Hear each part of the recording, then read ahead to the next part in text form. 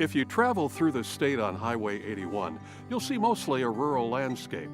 But there are a few communities along the route, and one of those towns on your drive was settled in the late 1870s by immigrants arriving in Yankton by train and continuing another 35 miles by way of wagon.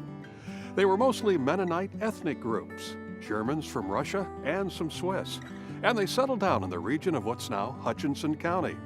Welcome to Dakota Life and greetings from Freeman, South Dakota. The ethnic heritage has been celebrated the last 62 years with Schmeckfest and also with an annual Chislik Festival. Freeman is a thriving business community. There are 3 banks, 2 pharmacies, 2 groceries, and 2 school systems. You add in the manufacturing and the retail, and residents say they're lucky to live in what they call a big small town. Well, let's start there with a look around and a look back. The town of Freeman is located in southeastern South Dakota in the middle of a triangle formed by Mitchell, Sioux Falls, and Yankton. The town's footprint is about 640 acres and the population is about 1,500. Freeman traces its founding to a small group of Germans from Russia who traveled to the U.S. in 1873. Passing through New York, they heard about a place called Dakota. They came to Yankton, the capital of Dakota Territory at the time. They began looking for a place that might let them continue the distinctly Mennonite pacifist lifestyle they'd enjoyed in Russia for a century. I don't know why they stopped 35 miles north of Yankton, but they did. And they took that information back to their people in Russia and said, we have a decision to make. There's a revolution coming. We don't want to be part of it. And they left the world that they had known for 100 years. So began Freeman's status as a hub for Germans from Russia. Some chose to live in colonies, like the one established at Wolf Creek. Others chose a less insular way of life, establishing farms, businesses, and soon living side by side with other immigrants coming from Scandinavian countries and Northern Europe.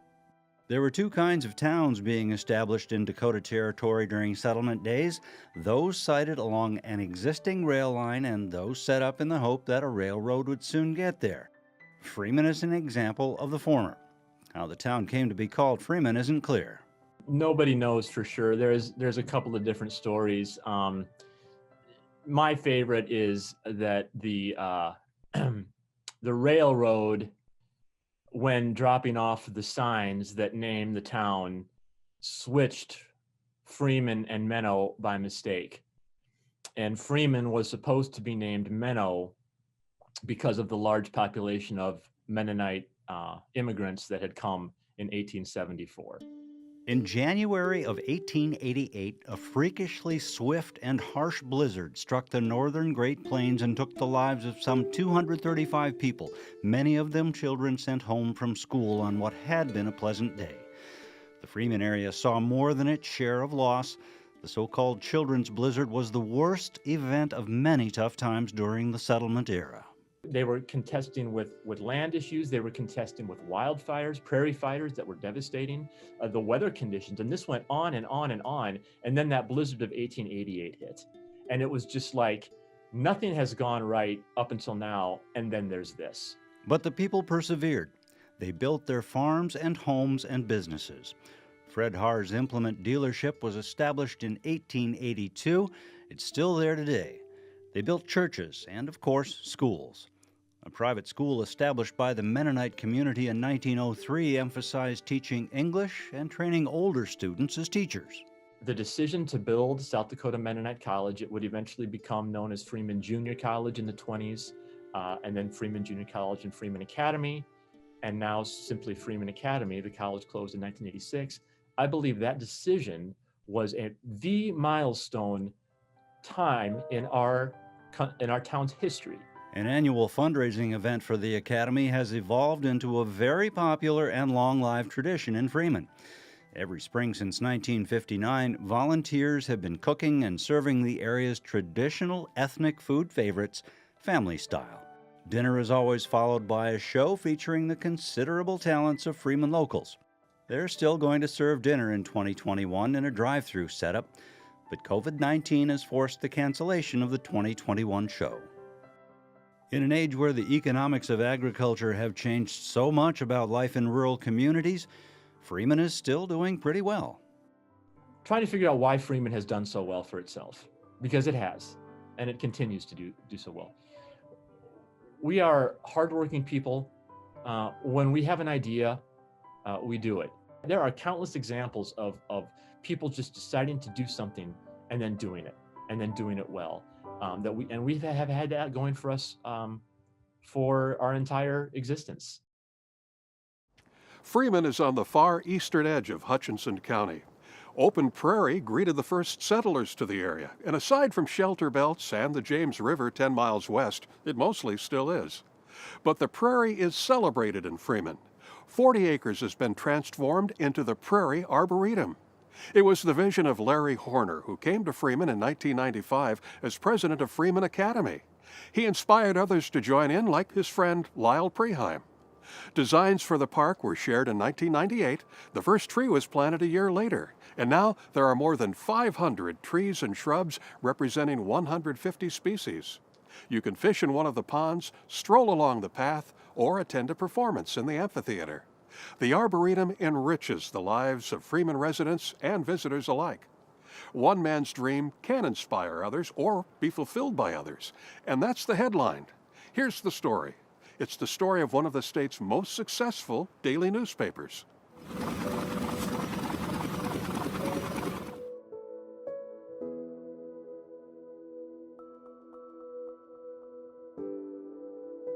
When George Hunter was 56, he decided he wanted to own his own newspaper. He sold nearly everything he owned and moved his family to Madison, South Dakota. Well, he was, for the longest time, a city editor at the Port Huron Times-Herald in Michigan. And if you look at some old movies about newspapers, he would have been cast as the gruff city editor. But he was shouting from the editor's chair and marking up guys' stuff and yelling copy and all that sort of stuff. I'm sure it was all black and white then too, right? You know, in those days, newsrooms were noisy places, maybe even dangerous. I mean, there were things flying around. And so we would come down here,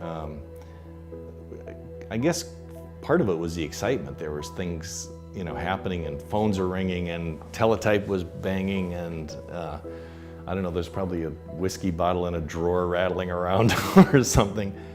Times change, but the Hunter family legacy in South Dakota news carries on. John's father, Merrill Hunter, took over after George's death. John moved away and then home again, expecting to have plenty of time with his dad to learn the family business. It was not to be. It was interesting. I think I had, you know, being a relatively young person, I had to earn my own credibility. And that's not just handed to, you know, with staff and the community and so forth. My dad and I had planned, you know, kind of a transition period for 5 years or something like that, but he unexpectedly died within a few months. And so I was kind of here and yet not yet experienced at this job, so. John Hunter was 30 when his father died, and there was still a newspaper to publish. He relied on his staff. He relied on what his father taught him. He relied on his own instincts. He became a publisher for a new era of newspapers, but much of the daily process would be familiar to the newspaper men who came before him. But as far as kind of composed pages, there's nothing when we come in the morning. It heads back to the press room probably at, let's say, 12:30 or 1, somewhere in that direction. And then there's a lot of things that have to happen to it after that. So you make plates and you put pages in the correct order and you get it on a printing press and it's all complete by 6 o'clock. The Madison Daily Leader thrives with a focus on sound journalistic practices, a diverse publishing model, and an indispensable eye to local coverage. And with decades in the community, that local knowledge matters, sometimes in unexpected ways. There was a branch of a bank located inside a grocery store in Madison. It was robbed, and so we got the information over the scanner, and we're a Monday through Friday paper, so the information came, or the scanner beeped at about noon on Friday. So we're at a point where we're saying, we either get this right now, or you have to wait till Monday, 3 days from now. And so the newsroom was empty, I think for lunch or something like that. So I grabbed a pencil and raced up the street. And there was a big difference about being a staff and myself. I'd been here for a few years by then, that knew the community, that knew the people involved. And so I knew who the bank president was. I knew who the owner of the grocery store. I knew the police chief and all those. So I was able to quickly write up that story, take a photo, rush back here, get it on the press and so forth. And it was so fast, Lori, that we actually sell newspapers at that grocery store. So people at the checkout line could read the story in the paper and look over the top and still see the police on the scene. Now that's fast news, I mean. It's the people behind the paper who chronicle the ever-evolving character of a community, who care enough about who lives here to preserve their stories. Newspapers racing through the presses today will be folded and unfolded again around tables across the city, the state, and even the country. Readers will clip out editorials. Grandparents will save photos and display them on refrigerators. But for now, the presses run, and the reporters get ready for tomorrow's blank pages. Here in Freeman, there's another newspaper success story. It's the Freeman Courier, serving the Freeman and Menno area since 1901. The Weekly Courier prints on Thursdays, but you can get the condensed version online every Wednesday. In the 1940s, then Courier publisher J.J. Mendel advocated for a hospital in Freeman. In 1951, they broke ground for what became Freeman Regional Hospital. It's an independent facility serving Hutchinson, McCook, and Turner counties. Well, it's been an extraordinary year for medical facilities all across the state due to COVID-19. When time away from work is available, we found one surgeon who trades his scrubs for a flight suit and a very unique flying passion. Dan Todd has been flying for about 7 months now. He'd never flown any kind of aircraft before May of 2020. Flying had been a childhood dream for Todd, and he always meant to learn. But between earning a medical degree, establishing himself as an ear, nose, and throat surgeon, and having a family, he just never found the time. Until the novel coronavirus came along. When the virus came in the pandemic, our elective surgeries stopped. And so we were doing emergencies and cancer, and that's about it. So we were on call and doing cancer, but I basically had like 5 days a week off of nothing to do, and it couldn't work anywhere. Todd started taking flying lessons in a fixed-wing aircraft at the T airport, but then, just in the course of conversation, his brother-in-law told him about gyroplanes, also known as gyrocopters or autogyros. A couple of brochures and a look at the history of gyroplanes piqued his interest. And then I started researching it, and I found these guys in Missouri where I did my surgery training that were giving lessons and things at these, and then had gyroplanes, and I started watching them. I go, oh my gosh, that's exactly what I want. You fly around like a bird and they don't stall. And so I made contact with them, and I was able to go down there on weekends for 4 or 5 times and just do lessons and learn how to fly this. Todd bought his own gyroplane in Missouri and flew it home to Sioux Falls. He now flies out of the T airport whenever he gets the chance. Given the warm early winter of 2020, it's been almost every day. And as long as you wear gloves and a coat, they're not too bad. Todd likes the fact that the way the gyroplane works makes it a comparatively safe aircraft. Well, the rotor is a free spinning rotor. There's no power to it. Now there's a little bit of a hydraulic power to get it started. Just to get it started, pre-rotate it. The old guys, they used to have these things, or they'd have a motor and they'd have to get up there and start spinning them on their own, the Benson gyroplanes, and they'd have to spin their own rotor to get it spinning, and then they'd go over it. This self-spins, and then the rotor kind of ends up like, as you're flying, it ends up kind of catching the wind and spinning itself, and it just picks its own speed, and it gives you lift. And so as long as you've got enough forward momentum, you pick its speed and just lift you up. And so it's always an auto rotation. And so if you're up in the sky and you're 500 feet up, you can shut the engine off, which I sometimes do, and you just come down like a feather and just land, because you're always in auto rotation, so you'll never stall. They're stall proof. The tail section of a gyroplane acts as a horizontal stabilizer, basically keeping the tail down. The rudder is really only needed to keep the aircraft in line during takeoffs and landings. The engine and prop behind the cockpit provide the forward motion. A hydraulic assist gets the rotor started. Forward motion speeds it up to the point where lift is created, and the plane takes off. You know, you can literally take off without rolling forward at all if you're into a really strong wind. But in general, you probably want a football field or something, 200-300 feet just to get going, just on a day like today where there's no wind. People who know aviation know that gyroplanes are nothing new. The autogyro was invented in Spain in 1923 by an engineer named Juan de la Cierva. A forerunner of the helicopter, which came along in 1935, the autogyro was in some ways a solution looking for a problem. It was too slow and couldn't carry enough weight to be of much use in military settings. The big aircraft manufacturers saw no future in it. In 1931, someone had the idea that maybe it could serve as a mail shuttle, demonstrating its capabilities on the White House lawn. Amelia Earhart flew a gyroplane. The concept worked, but never found a use that made it indispensable. The gyroplane never really went away as a hobby aircraft, and a revival of sorts began in the 1980s when a handful of companies began building and selling them. Some flyers build their own, others build gyroplanes from kits that start at around $15,000. These days, a new full-featured gyroplane with a heated enclosed cockpit can easily cost around $200,000. As is the case with most pursuits of passion, you can start simple, but there's always another level.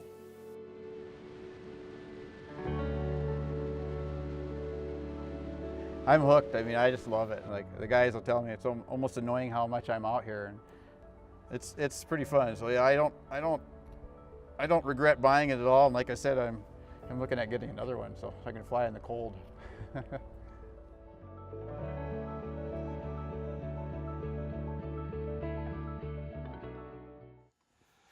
Gyroplanes offer a unique perspective of the ground below. Early air travel via biplane was mostly recreational too. At the Freeman Heritage Hall Museum, you'll see a 1927 biplane owned by the Waltner family, first to take up flying in the area.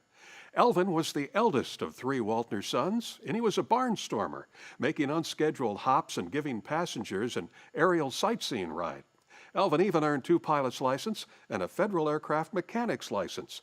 Plus, he logged over 1,000 hours of flight in just 8 years. If you appreciate ground transportation, the museum features a selection of farm trucks, classic cars, and vintage motorcycles, and there's other displays that showcase life around Freeman. Flight isn't the only way to be graceful in the air. There's a new form of dance gaining popularity with 2 studios in the state. It's called aerial dancing. Once a novelty, it's becoming an artistic performance all its own. I love doing aerial. It's one of my favorite things to do, and if I've had a hard day or I'm stressed out, I love just coming to the studio and being able to just talk to everyone and get on the silk and just have a really fun time. I'd say the most difficult part is overcoming your fear of something. Like if we learn a new drop and you're just sitting at the top and you just gotta let go, it's kind of hard the first time because you're like, oh, can I trust the silk? Like, will it catch me? Luckily, we have very thick mats. There's a very big aerial community out there in the Midwest. In South Dakota specifically, there's 2 aerial silk studios. My girls are girls from all walks of life, and that's what I love most about our particular studio, and we're like one tight-knit little family here. I have girls that have gymnastics background and dance background, but I also have girls that have no aerial background whatsoever or no dance skills whatsoever. They just saw it and they were intrigued and they gave it a shot, and just like me, they're hooked. My mom got the idea from one of her students who had tried it out and thought it'd be fun if I did it for my birthday. So on my 11th birthday, I went and tried it out and just instantly fell in love with it. I really like the cartwheel drop and the star drop.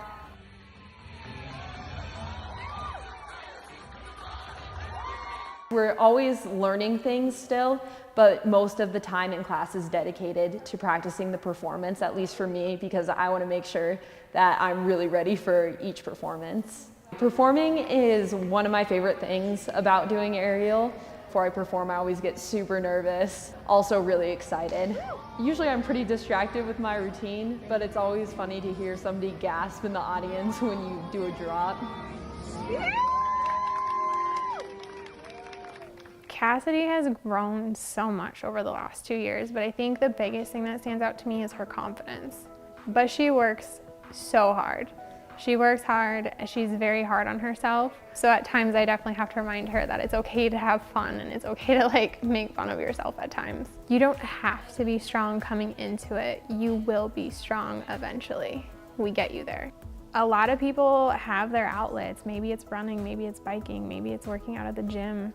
And for me, it's this. And I know that it's the same thing here for a lot of my other girls too. This is their time to focus on what they want to do and be themselves. And that's what they love about it here. Skydancing Aerial Studio in Rapid City has entertained audiences all across South Dakota. They don't compete in aerial dancing competitions, but that could be in the future as the program grows.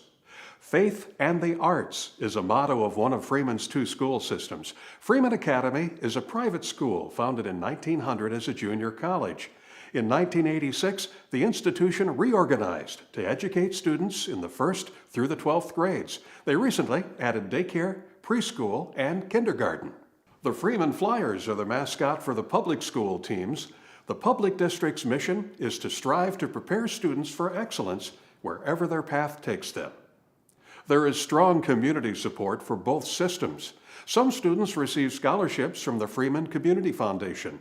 Established in 1997, their work supports the economic and social well-being of the town.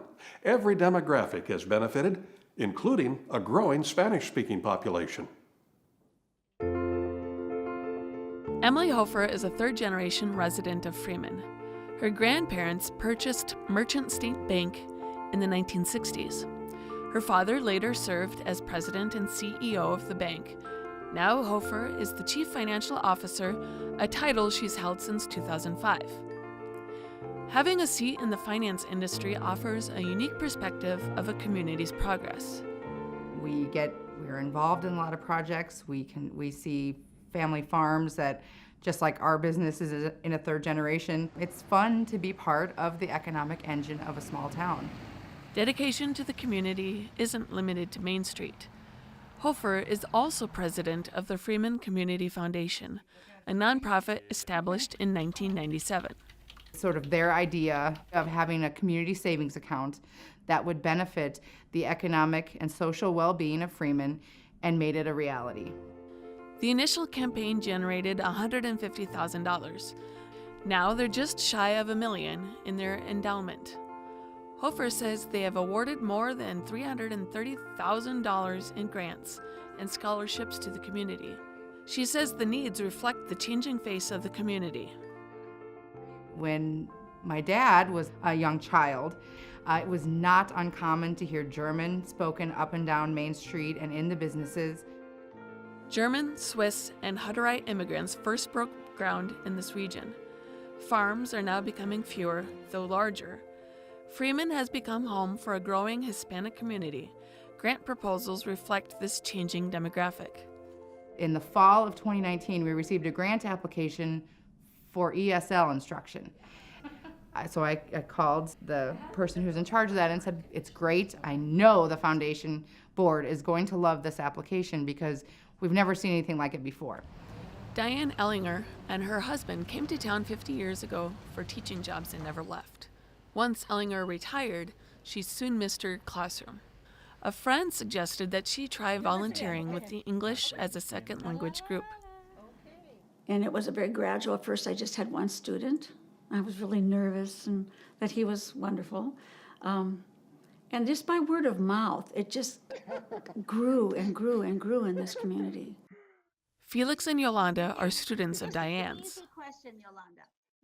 Do you remember how you got connected to English classes? Yes. Asking in the library. Oh, okay. I was assigned tutors who teach me English. I think you do a very fine job. Do you feel that you have improved your English since Yes. coming to the United States? Yes, Okay, my English is better. good. Initially, the program was sponsored by the Sioux Falls Literacy Council. Support ended as the organization could no longer serve Hutchinson County. Some of the tutors were tutoring them in their own homes, but because my class was larger, I should say, we were using the library. And I was really in a bind as far as curriculum. I don't speak Spanish, so I absolutely needed curriculum. ESL tutors were able to affiliate themselves with Cornerstone out of Yankton. Freeman Community Foundation awarded the group with grant money. And answered these questions. And we were able to buy technology support because much of what we do, especially now with COVID, is on Zoom. Ben has good credentials for a job as a teacher. As teaching tools change along with the population of the community, Emily Hofer sees a bright future. My hope is that it, is as vibrant as it is today, if not more so in the future. There's plenty of work taking place. Recent recipients of Community Foundation grants include updates to recreation spaces. COVID relief placed additional burdens on outreach efforts. The Volunteer Fire Department, Heritage Hall Museum, and other organizations received support. The ESL program purchased additional technology for the classroom and the library. Participants are all eager to return to in-person instruction to take advantage of their investment. Faith is a large piece of Freeman's history and future. Anabaptists from Switzerland and the Netherlands, persecuted in their homeland, migrated from Europe to the U.S. in the late 1800s. Hutterites established colonies along the James River. Mennonite churches represent those who didn't join the colonies. 2 Hutterthal churches are just north of Freeman. Low German ethnicities from North Germany and Holland, and also Swiss German Amish lines, also attend those Mennonite parishes. The Bethel Mennonite Church was established in 1892. It was originally just east of Dolton. The structure we're in right now was built in 1920, and it served its parish until 1992. Come and visit Freeman for the food, for the history, for the fellowship, and to be inspired by a community committed to its past and a bright future. In the meantime, there are more stories from our travels around the state at sdpb.org/Dakota Life. Thanks for coming along. I'm Larry Rohr. For all of us at SDPB, thanks for watching.